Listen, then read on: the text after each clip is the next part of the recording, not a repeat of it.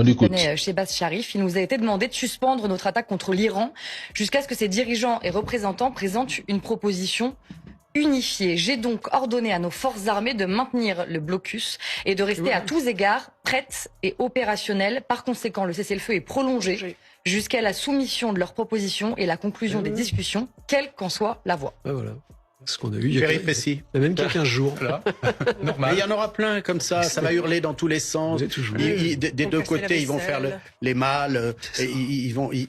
Il faut qu'ils arrivent à un stade où ils arrivent à se parler. Vous voyez bien, aujourd'hui, on a deux pôles qui se rejettent. Ils n'arrivent même pas à se rapprocher. Il faut qu'on les rapproche. Et pour les rapprocher, il faut de mon point de vue, il faut un travail technique, underground, discret, solide. Long. Long, ils n'ont pas trop le temps, mais on peut très rapidement arriver à 2 ou 3 choses, au moins. Il y a 5 heures encore, il affirmait ne plus vouloir prolonger le cessez-le-feu. Et maintenant, ils disent attendre une proposition iranienne, même si cela doit prendre 10-20 jours, ils patienteront. Pour quelqu'un qui prétendait vouloir en finir une bonne fois pour toutes, avec les gardiens de la révolution et imposer un dirigeant aligné sur Washington, le contraste est frappant. Il prête à sourire.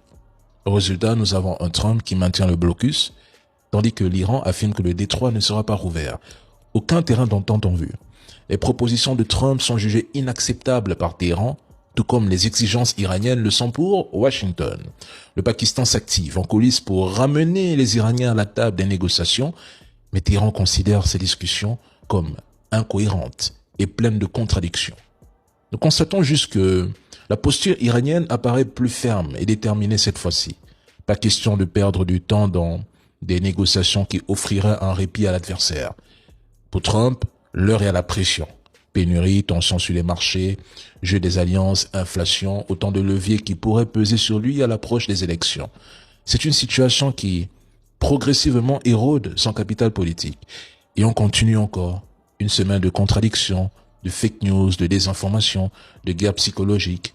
On prend le même scénario et on recommence.